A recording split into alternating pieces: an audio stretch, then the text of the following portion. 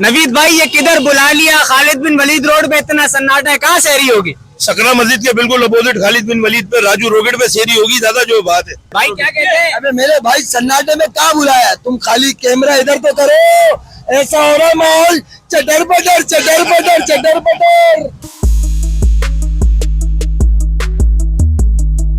राजू भाई क्या खिला रहे हैं? राजू रॉकेट का दाल चावल, वो भी शहरी में। पूरी कराची को चैलेंज है, कहीं पे भी अगर दाल चावल मिल जाए हम ठेला बंद कर देंगे भाई। अच्छा भाई, राजू रॉकेट के ये मोहब्बत की प्लेट मेरे हाथ में आ गई है, जिसको लोग कहते हैं दाल चावल। दाल चावल है, ऊपर पापड़ी डली हुई है और एक कबाब है, चटनी डली हुई है।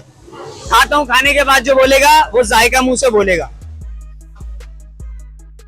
खाली शोर नहीं है भाई, चीज में जायका है, तभी इतना रश आता है।